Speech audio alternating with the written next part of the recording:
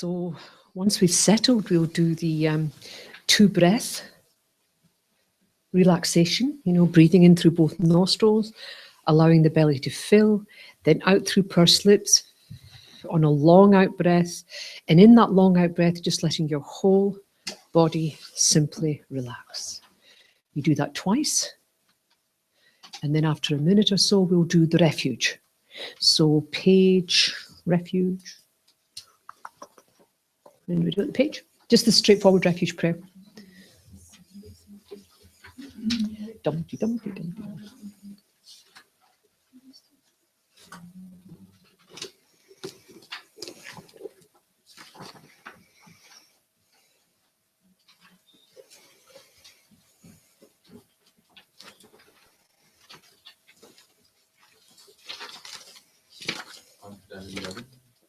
Pay again?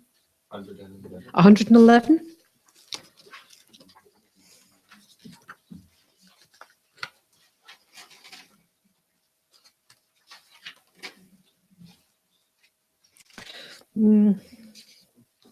No, the one in Tibetan. 73. 73, yeah.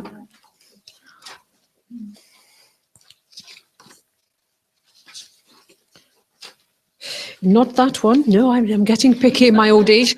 The very short one, Sangye Churam Soki Chunamla, that one.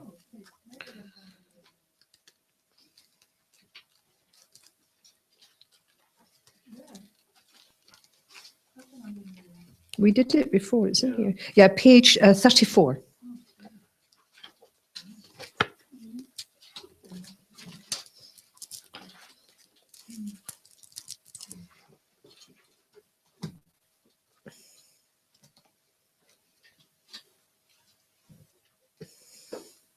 Okay, just settling the body.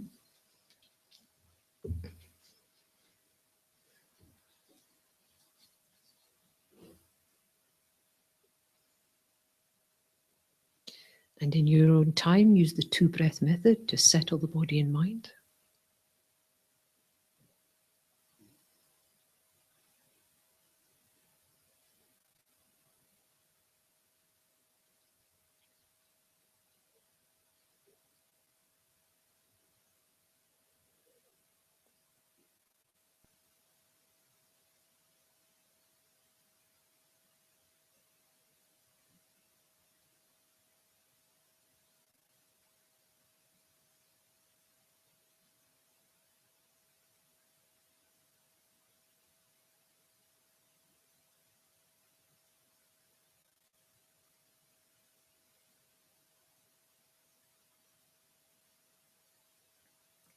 Reaffirming your motivation.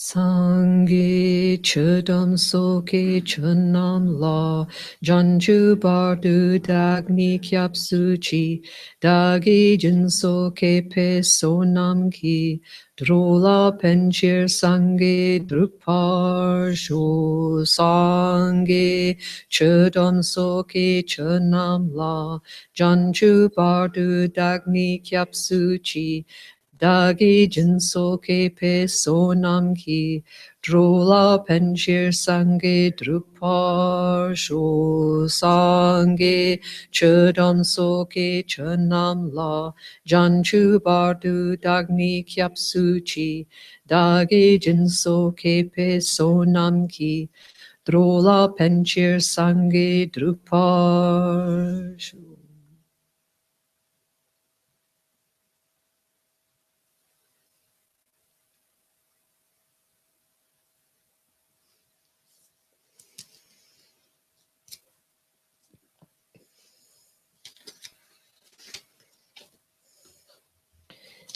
So, referring back to your handout, it has the 7-point equalizing, exchanging self with others in the combination.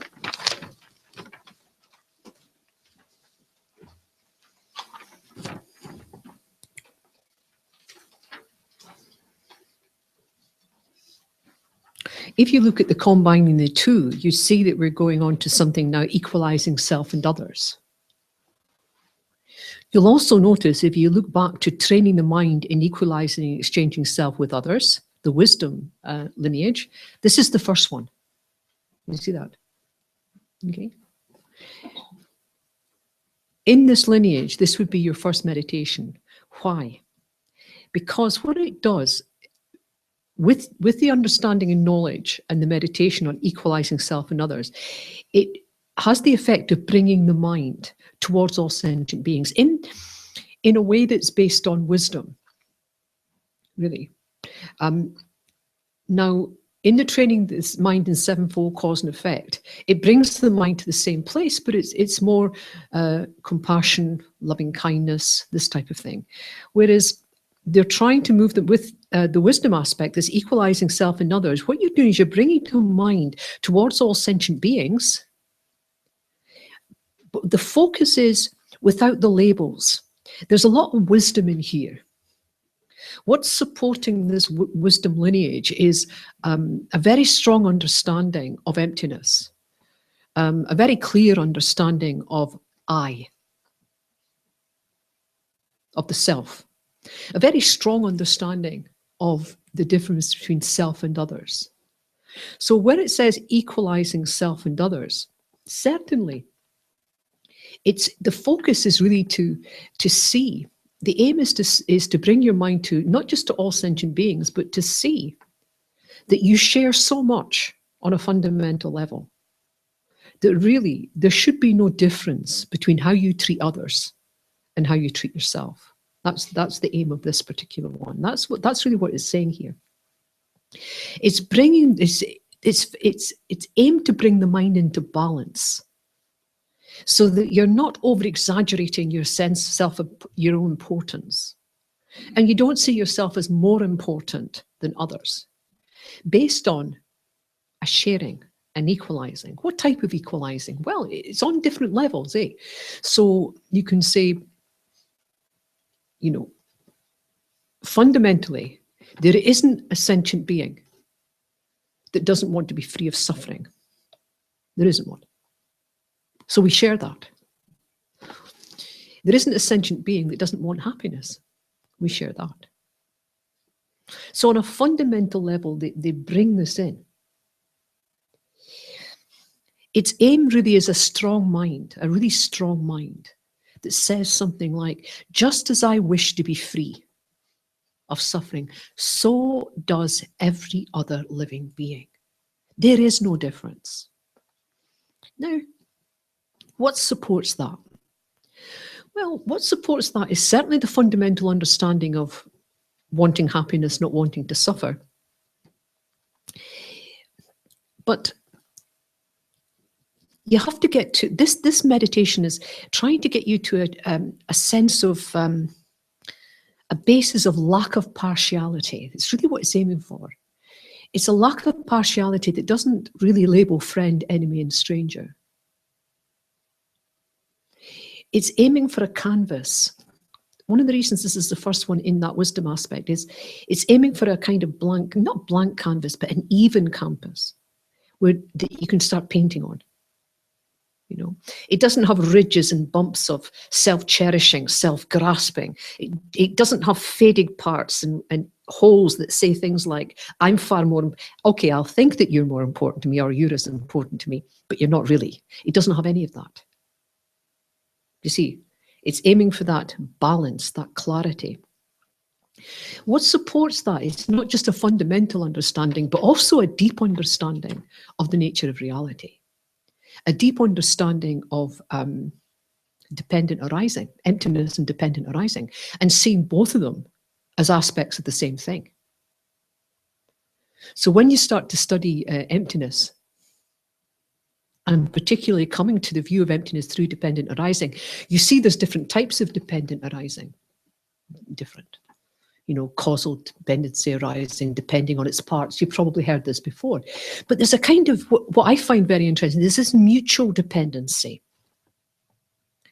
And this mutual dependency is absolutely fascinating. And it's very important. I think it's important in this aspect, especially if you're going to start with something that's quite And, you know, it's asking for a lot of wisdom here.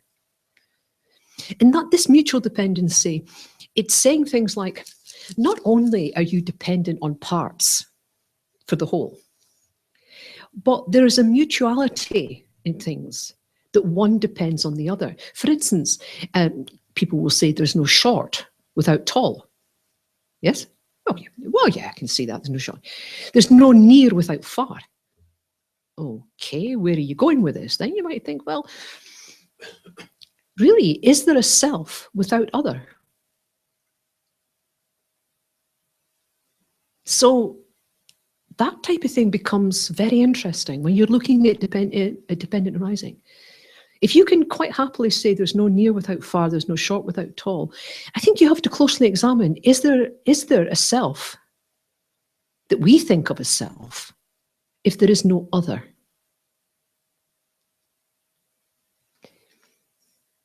So you would be thinking along the, ooh, sounds interesting. This type of thing becomes interesting. Because this concrete idea of me and I, and we all have it. I mean, it's not the case if we have it. This is how we function. It's only concrete to me. It's not concrete to anybody else, only to me. So what would happen, I wonder, if you really started to look at a balance, a kind of you're as important as them, we share many attributes. The concrete idea of I and me and mine is really only applicable to me. Then when you start looking at self and other, that's a mutual dependency. And if it's a mutual dependency, take one out of it, what happens to the other? So where it says starting with equalizing self and others, this is, to me, quite high. I mean, it's asking for a lot. It's asking for a lot. But that's why this particular teaching in Tibet was secret. You couldn't go and just say, well, could you teach me this? No. You had to be living with your teacher. You had to be certain way along the path. You had to do various initiations. Before you got any of these teachings, these were secret. These weren't given to everybody. They weren't even given to all the monks and nuns. Well, certainly not the nuns, but certainly not all the monks. No. They were very, very, very special.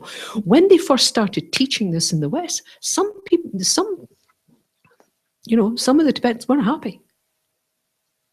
Because suddenly they're saying teachings which they knew to be secret, suddenly given quite freely. And His Holiness at the time came out and said that in this degenerate age, and with us coming to the West, we need to share this and we need to share it now. And so teachings became, even in the 70s, there were teachings that weren't available to us, that became available in the 80s and 90s, thanks to the kindness of people like Lama Yeshe, Lama Zopa, His Holiness the Dalai Lama, not being too traditional in their outlook, but looking at what's happening in the world and saying, people need these teachings now. So you can imagine this equalizing self and others. If you were doing this and you didn't have an understanding of the nature of I, dependent arising, you can go astray here. You could go astray. And if you go astray on the first step of the ladder, you forget the rest. So when Lama Atisha combined both the method and the wisdom part, how kind? I mean, how kind? Because within the combining the two, you build up to this. You get a running start at it. Okay. Any questions about that?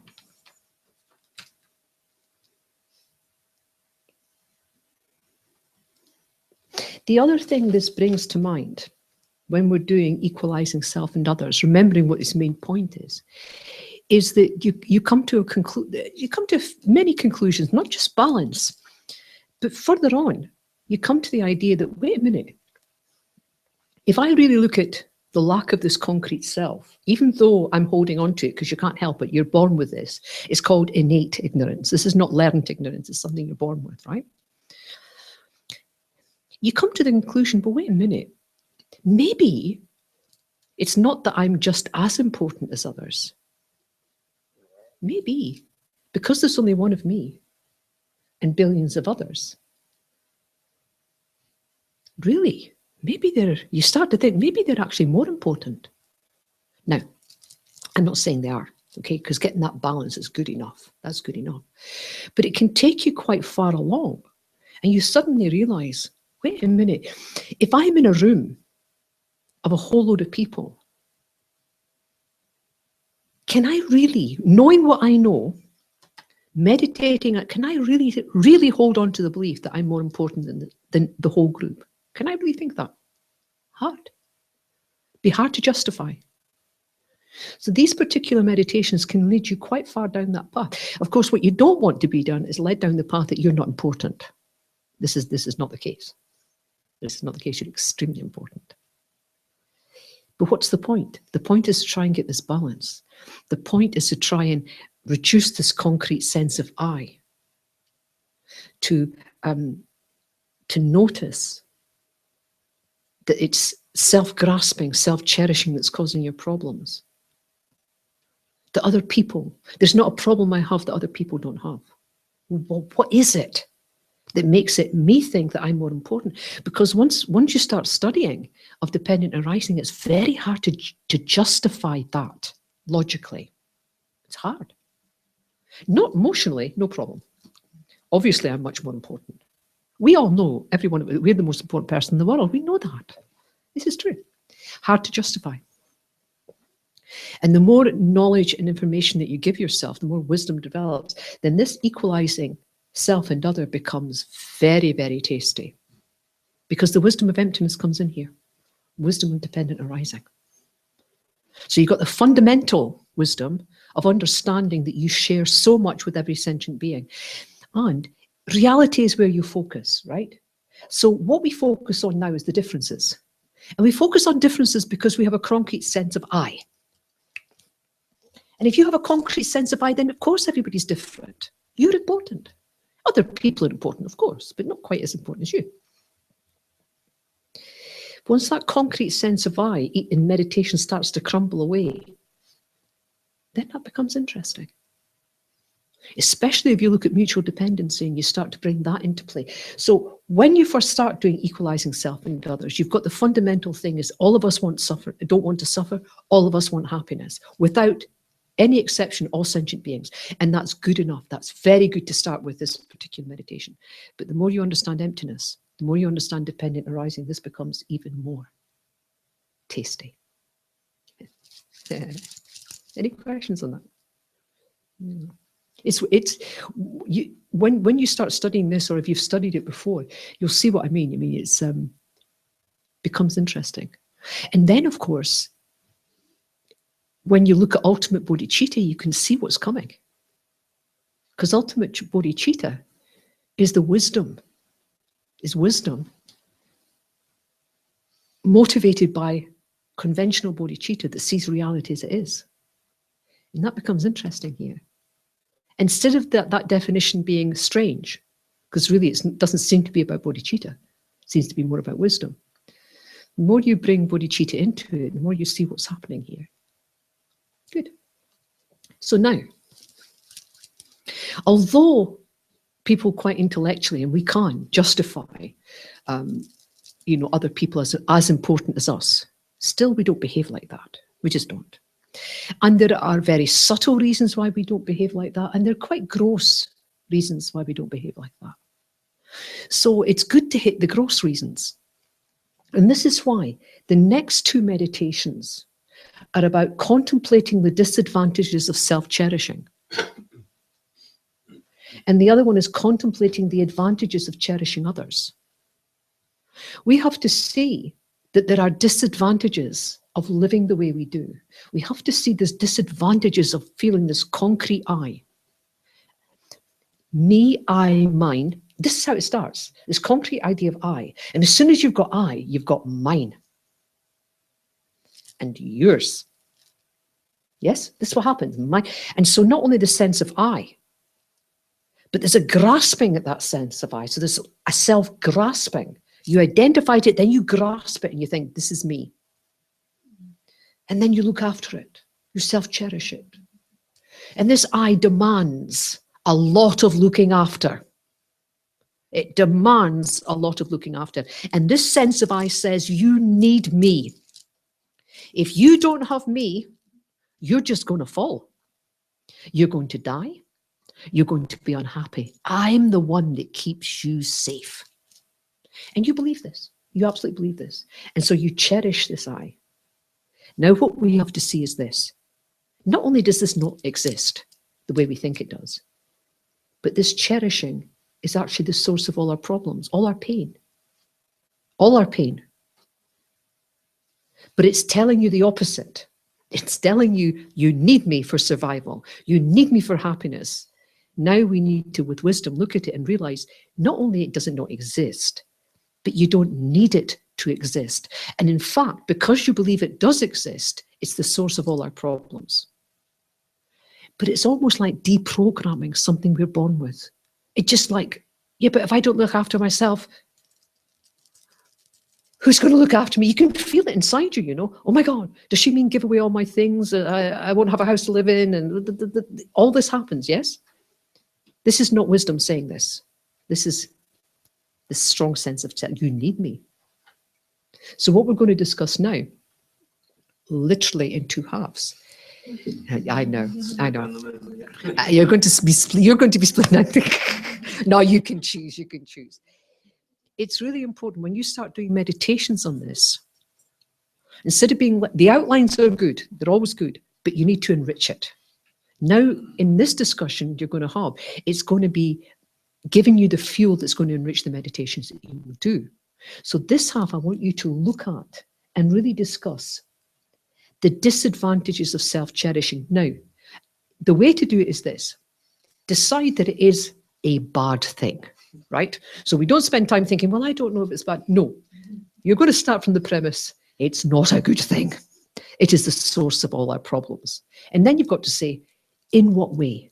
How is it? Okay, so the argument is not is it or isn't it? You're starting from the premise it is. In what way? How is it that we're saying that self-cherishing has so many disadvantages, okay? From this end, you're going to discuss the advantages of cherishing others. So not only do you start from the premise that it's very disadvantageous, self-cherishing, but it's actually very advantageous to cherish others. Your job, in what way? If you had to prove that to someone who's going, what? Yes? What would you say to them? Okay? Please start.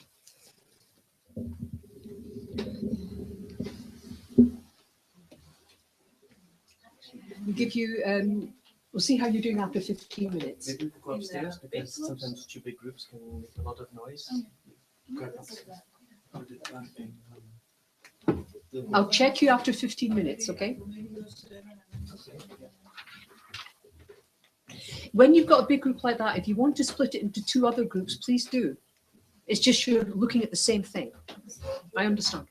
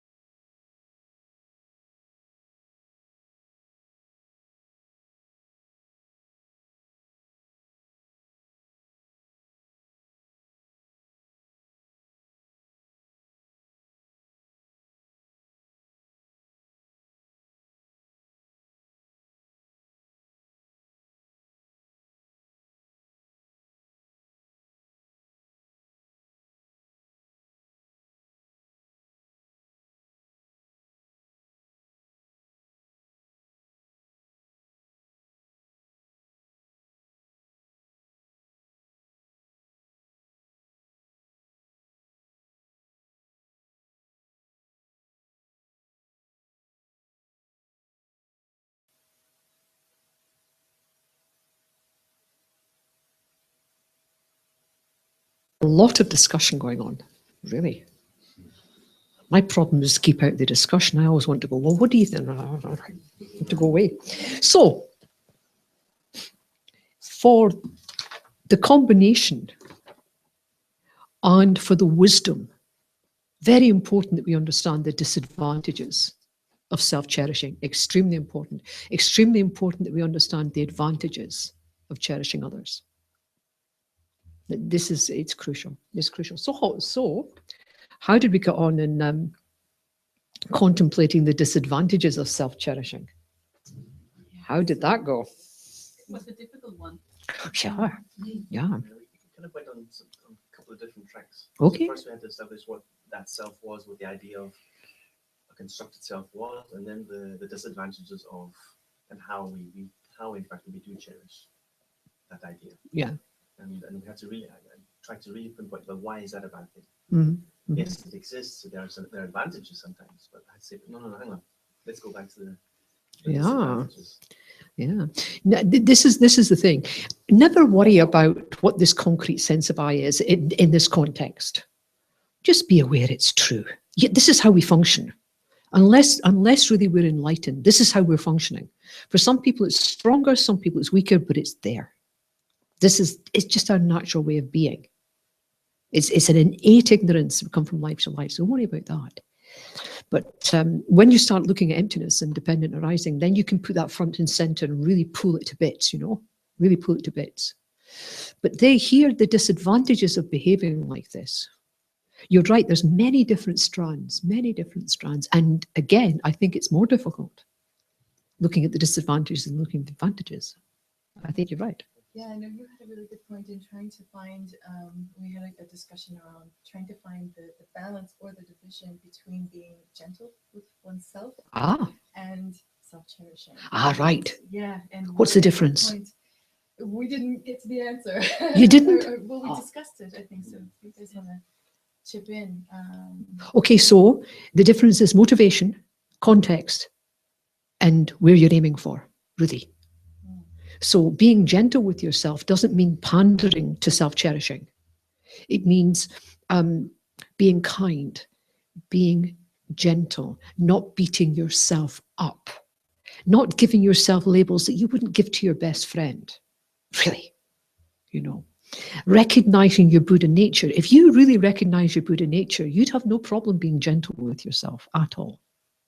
But it doesn't mean reinforcing a strong sense of I, no. It's more about not doing something than really doing something.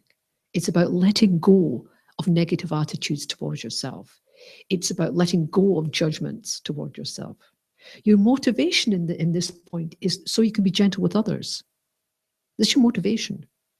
And so realizing that if you're not gentle with yourself, then it's not, whatever you do, on the surface it may be okay, but it won't be authentic. It won't be authentic.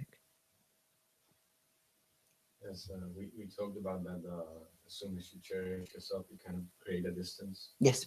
And you create loneliness. And more of a distance. Already there's a distance, but when you reinforce it, it becomes very wide. You build up walls. Oh, yes. And like you said earlier, there cannot be a self without another. Yes. So the stronger you build either part of the equation, the stronger. Yes, and we know this. This is knowledge that's permeates the world. I mean, it's not just the Dharma knowledge. This is knowledge. I mean, it's put to very good use. Governments put this to good use at all times. You can always tell in the UK when there's going to be a clampdown on disability benefits or any sort of benefits. Why? Because for at least a month beforehand, the newspapers will have long, big stories about benefit cheats. People claiming, why should they get it when we don't? And this is strong sense of me and other. And the wider you can make that gap, people will naturally take sides. And then everything gets blamed on the other. It is the other's fault that we are unhappy. It is the other's fault that we don't have jobs. And that other can be, during the war, Germany. During the war, Japan. At the moment, immigrants. But that could easily become Buddhists. You can't trust those Buddhists. It can be Catholics. That happened during the war as well. You know, once the other was Jewish people, then it was homosexual. Then everybody took sides, and then it became homosexual people. So everybody took sides in there, and then it became Catholics. Then everybody took sides there until there was nobody left. Really, you were either in the Reich or you were not. See, this isn't. You see, the more you solidify self and others, then it's the basis of all harm. All harm. And it's not just harm and pain and suffering on a big scale. It's also on an individual scale. You see it, don't you? You can see it in the world. As soon as someone has that, we already have this gap, this duality about self and others. We already have that. When governments and you start being partial, start aggrandizing the self-cherishing, then others obviously are different. And anything that's different is suspect. So you can, and governments do it all the time, they then say it's the immigrants. In the UK, it was the Irish. And then it was people of colour. You know, and now it's Polish, then it was Polish immigrants. And now it's the Iraqis. You know, when have you got us in the now? If that's true on a large scale, you can be absolutely sure it's right on a little scale. And when the Dharma says it's the source of all suffering, it's not joking. It's not joking. Good point. What else came up? We talked about attachment and isolation. On two separate tracks, but I was just reading my notes that we took. So that was, for example, a man of wealth. He hoards his wealth. He deserves. He worked hard, but then he's afraid of losing that wealth. Yes. Some people want that, so he starts building walls. Yes. And then people start climbing those walls, Yes. and then he builds his own fear. Yeah. And self-cherishing does all that. You worked for this. It's yours. Protect it from the other. Mm-hmm. See, we think it's there to protect us. And it does the opposite. And this is the genius of it. This is the genius of it. We see this. What we're saying now, we know this to be true. And yet we keep doing it. We know it's a nonsense. Really. We keep doing it. Innate ignorance. It needs strong wisdom to change that mind. It needs strong wisdom to change that. We keep running towards, I think it was Shanti Davis said, you know, although we see what our pain is, we keep running towards the causes of it continuously. As if we're stupid, as if we don't see it, but still. And it's not stupidity, it's misknowing what's causing it. What else came up? Just to follow on that point, where Uh-huh. I deserve this because I earned it. Mhm. Therefore, that person doesn't deserve it because they didn't. Yes. And therefore, we have no compassion. It's hard. And then why is that a disadvantage? Because at some point, that might change. That Of course. situation might, It will change. the card, Yeah. tables will turn. That's right. So self-cherishing causes us to behave, as what you're saying really is self-cherishing causes us to behave in negative ways with our body, with our speech, and our mind. If we behave in negative ways, we create negative karma. Negative karma will ripen and we will suffer. We create our own suffering. You see, when we realize this, it's a bit of a shock, really. I found it quite shocking because I remember a teacher saying, you know, you create your own happiness. And I was happy with that. I thought, yeah, I could see that. I'm the author of my own happiness. I liked that. That seemed reasonable to me. But then he turned around and said, but you're also the author of your own happiness. And I knew that was nonsense because it was everybody else's fault, not mine. And slowly, slowly dealing with that. And you realize, oh my goodness. I was in the army for 4 years and there was you could be put on a charge for what's called self-inflicted injury. During the war and even in peacetime, sometimes soldiers, people, they would hurt themselves and then they'd be taken into hospital away from the fighting. But also it could get you out of a lot of tedious duties. It was called self-inflicted injury. And if you were caught with self-inflicted injury, there was a big punishment. Big punishment. And suddenly when I finally got this, I thought, oh my goodness, I'm continuously self-inflicted injury. And when you get that, it's very hard to blame other people then, you know. It really is hard. I mean, okay, if somebody comes along with a knife and stabs you, you can kind of get the idea it's not, you know, it was them. But generally speaking, it becomes quite hard to blame other people. Imagine we are the author of our own misery. Imagine what we would do if we really believed that. Imagine how we'd behave. Because we're sitting there going, oh, I could intellectually fine. But imagine if you really believed it. That would change our lives, wouldn't it? Mm. Hmm. So one point was this idea of cherishing. So there's an event, it happened, the outcome was not positive for me, yet so I hold on to that event as a justification for my pain about it. But it's my holding on to that event that is continually causing my pain. Yes. Right now. Yes. Because it hit me once. Yeah. I thought I had my distorted view of the situation. I was the victim. And the only one who's, you know, I'm still the victim. I'm still holding on. That's causing me a lot of suffering just by holding on to that. So I'm a continual author. I'm still writing my book. Of course, it continues. Absolutely continues. That's a Shantideva story. Yeah. And it stops. It's the one thing that stops all our Dharma practice. This can put a halt. This can put brakes on your Dharma practice totally. Because self-cherishing is very interested in the result. Very interested. Not only is self-cherishing interested in the result, self-cherishing tricks you into thinking that your happiness depends on the result. It's a complete lie. It's a complete lie.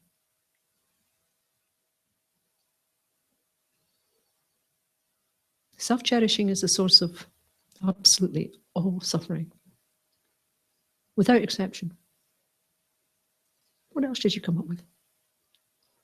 Then there's a point that, well, if someone's story, so if we're in a group, we're all sharing stories, but if someone's thinks their story is more important than the others, then, well, for example, the person talking, let's talk about that I'm telling a story. Well, what do I get out of just telling my story? Because I'm certainly not then listening. I'm not learning from anyone else's stories. It's true. And we considered the positive aspects of that. Right? Yeah. You're sharing something and everybody else might be Yep. benefiting. But why is that not good for me? Because I'm not getting the benefit of someone else's. The interesting thing is, you will never get the benefit. Self-cherishing is never satisfied. Self-cherishing says, if you just do this, this, and this, then the outcome will be this, this, and this. Complete lie. And then you'll be happy. Complete lie. You never have enough. You never have enough stuff. You never have enough praise. You never have enough admiration. You never have enough. Self-cherishing is never, ever satisfied. It's like a gaping mouth. It doesn't matter how much you feed it. It wants more. And one of the reasons it wants more is to survive. If you didn't feed it, it has to go away. But it's our constant feeding of I, me, mine, I want. That keeps it alive and it knows it. So self-cherishing becomes the motivation for everything we do. It needs it because if you don't do it, it's not going to hang about there waiting for you to remember it. It will disappear. And it doesn't want to disappear. It doesn't want to disappear. It lies to you from beginning to end. It tells you you need it for survival, and in fact, it will kill you. It says it needs you for happiness. In fact, it brings nothing but unhappiness.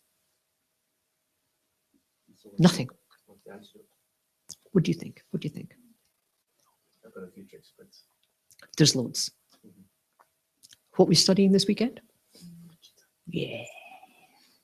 All the Bodhicitta. But having said that, Having an understanding of the nature of reality is very useful. Having a very good idea about self, what it is, this concrete idea of self, very useful. It can't really stand up in the face of that. It's very hard to stand up in the face of that. But bodhicitta can hurt it. It can stop it in its tracks where it is. And I find bodhicitta gives you space. The more you practice more bodhicitta, your mind becomes spacious. It's not crowded with a whole load of stuff. And that space, I think, is very important if you're studying emptiness. You need that space. So it's a new image. It's a new image. Yes. I think that's good. It's a good way of saying it. Yeah. Ah. It's more like a true image. It's more like a, but you're right, it's new to us. But it's more like the true face. The true face. Anything else come up? You've done well so far. I'm well impressed. I might as well go home, I think. Got it all. The final point was when we said, what is the self? Okay, then we sort of built it up. You know, it's our job, it's our sports, it's the body, it's the things. And then the problem is that we could lose any of those at any moment. And that's the root of fear, anxiety.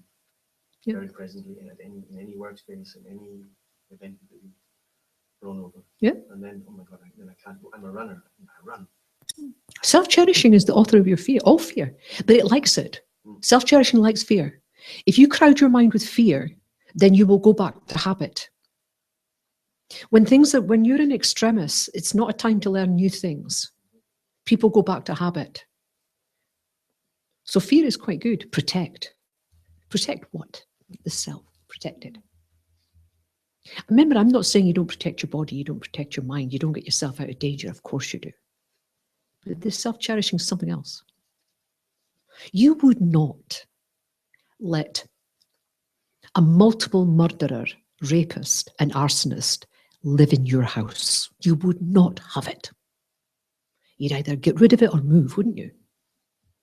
You wouldn't have a moment's peace. Could you sleep? Would you trust what you were eating? Every time you went, would that be a place of safety? No. Yet we harbour all of this. But it's clever. It says, you need me. I'm going to protect you.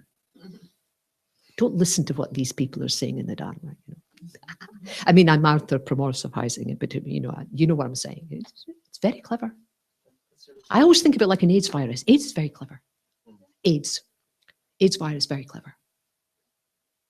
It hides in the areas and gets transmitted the areas we love to do the most. Yes. How clever is that? It's very clever. Anyway, anything else? Could you tell your story about the desert? Because I think this is following, going out into the desert and there's water. Follow the water and it's not water, it was a mirage.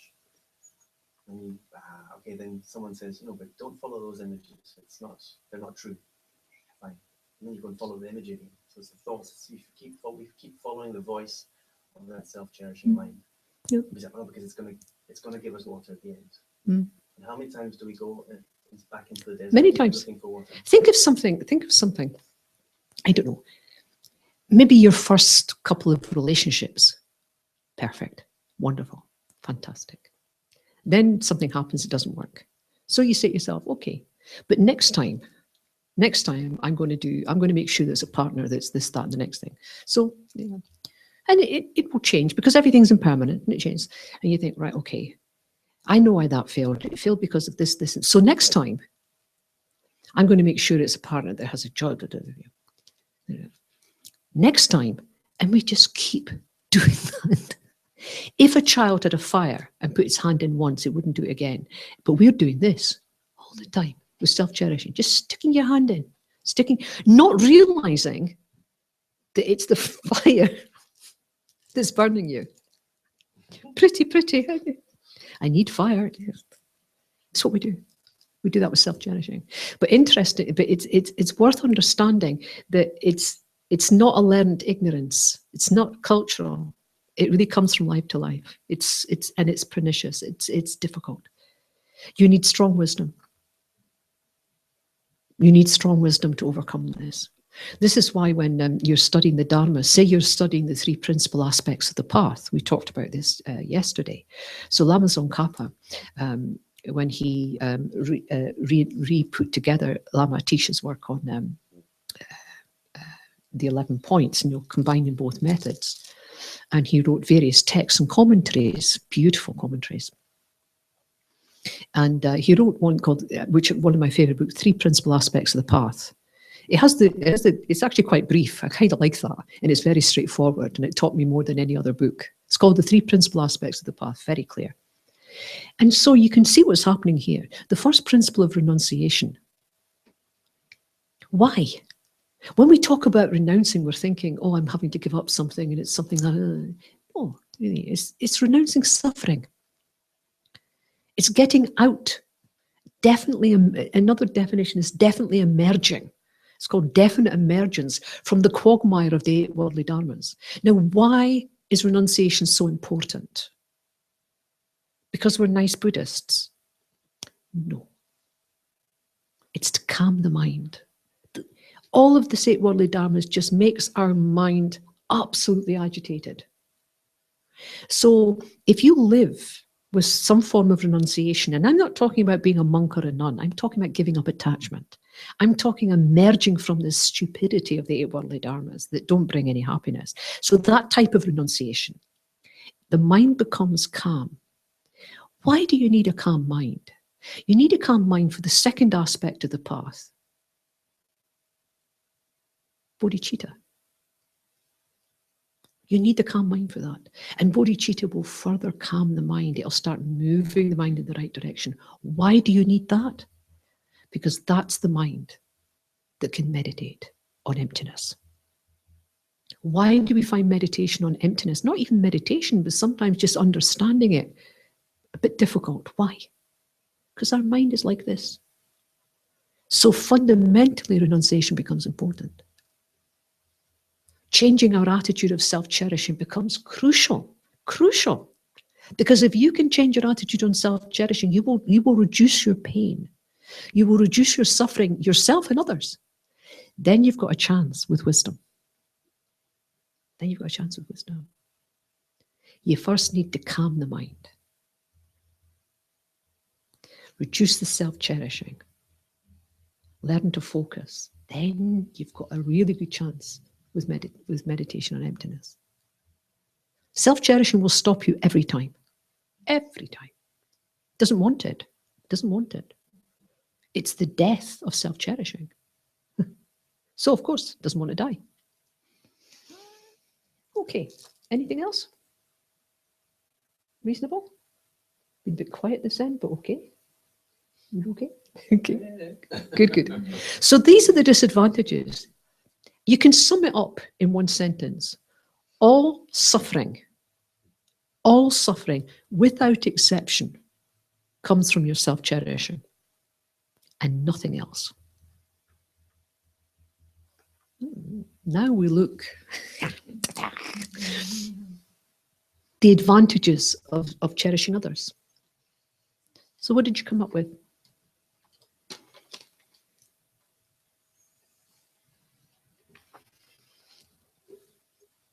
We talked about rejoicing in what other people's good looks or whatever they have or whatever. Just the feeling you have as a human being at being happy at what others have. And then if you're jealous, just the different feelings you have in your body just as human being. Yeah. How this jealousy brings so much suffering, really so much pain. Yes. If you cherish others, you will get more joy in your life. This is clear. You think that, but self-cherishing is going, don't listen. All happiness comes, don't listen. But actually, if you think of the last time you did a good deed for someone, really good, I mean, something that they really benefit, yeah? Can you remember that feeling of joy that you had? It's amazing. It really is amazing when you've done something like that. If you've got an attitude of cherishing others, you'll get a lot of that. A lot of that. It's just a natural consequence. What else? We talked about how cherishing others will automatically reduce your ego, and also you will have less observations as to how to do the right thing. Yeah. So you won't be as, if there's someone annoying you, you can cherish them. Yeah. Instead of just being caught up in being annoyed. Mm-hmm. That's true. Because often when you're in that type of situation, even when you want to do the right thing, then your premise tends to be, what is the right thing in this situation? And sometimes what you consider as the right thing is based on learned ignorance, some sort of cultural thing. If you cherish others, then the idea is more, what is the compassionate thing to do? What is the thing that will benefit this person? And that can be completely different to what you think is the right thing to do. And the more you cherish others, your yardstick tends to be, what's the compassionate thing to do? What's not so much, I'm not saying the right thing is wrong. You know, I'm not saying that. But at the moment, that's our yardstick. If we're wanting, if we live ethically, we tend to think, what is the right thing to do? And we then proceed on those lines. And sometimes you can hurt a lot of people, but you don't care because it's the right thing to do. I'm sorry, that's just, we've been in this situation. If you cherish others, not only does joy come, but it tends to be, what's the compassionate thing to do? What's the thing to do to benefit that person? And often it's diametrically opposite to what you would do if you were thinking, what's the right thing to do? Yeah. And then other people will say, why did you do that? You go, yeah.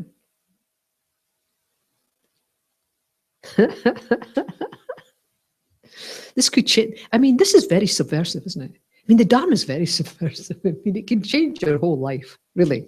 Not just externally, but internally, everything. What else came up? The advantages of cherishing others.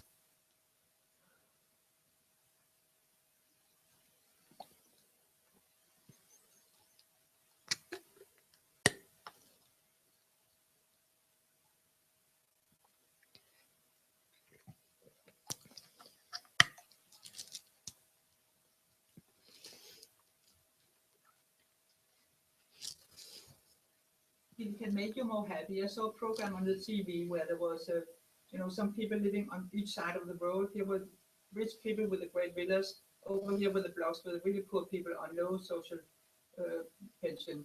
And this one guy was going out, finding in the garbage things that were quite nice, and he was putting them in cardboard boxes, and they were supposed to be given to Red Cross or something to send out.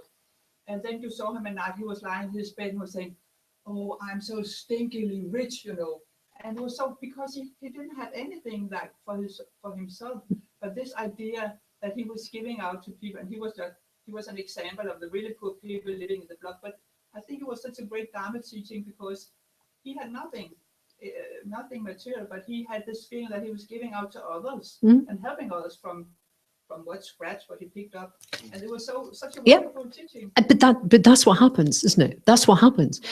People who have nothing but understand cherishing others. Yeah. Now, if you have that, who can take it away from you?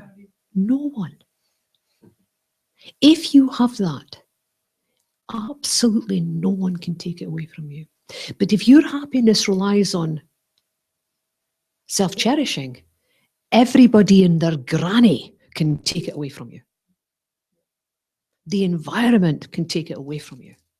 War can take it away. You could suddenly tomorrow become a refugee and suffer.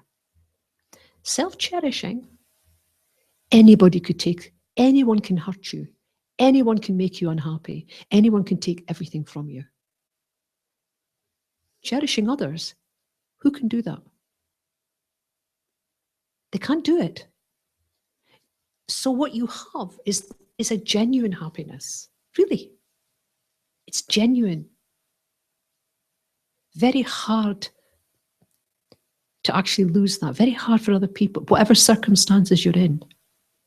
It is the one survival mechanism there is in samsara. It is the survival mechanism, cherishing other people. Seeing the importance, this is where seeing the importance of others are important. And it doesn't matter if that person is your friend or someone that hurts you or whatever, you need them. And you see how much you need them. The teachers say things like, if you fall over and you hit yourself, the ground hurts you, but you need the ground to push up when you stand up again. People become very important. When you cherish others, other people become very important to you and you see it. That's a survival mechanism. It's a Dharma survival mechanism. Self-cherishing is good. No. Yeah. What else were you coming up with? Following along on that a little bit, we talked about how we can also keep you or teach you about yourself and keep you honest with yourself if you cherish others, because if you start to think of others as, oh, they're really irritating or they're really stupid, then you can justify how you act towards them in a bad way. Yes. Whereas if you start to cherish them, then you have to sort of own your responsibility that, okay, it's actually something that I'm also behaving in a bad way. So you can keep you more real with yourself. Yes, very much so. Very much so. So really, you can sum it up in one sentence. Here, every unhappiness comes from self-cherishing. Every happiness comes from cherishing others. Easily summed up like this. Easily.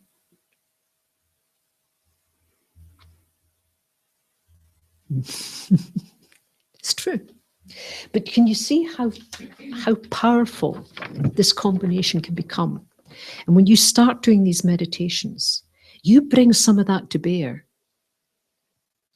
And then your meditations become very powerful, very powerful. The more you study, the more you learn, the more you discuss these things to enrich your meditation. Good. So we're going to have a break now. Only 15 minutes. I will ring the bell. And when we come back, I want to look for the rest of the afternoon at Tonglen, the Tonglen practice. Thank you very much.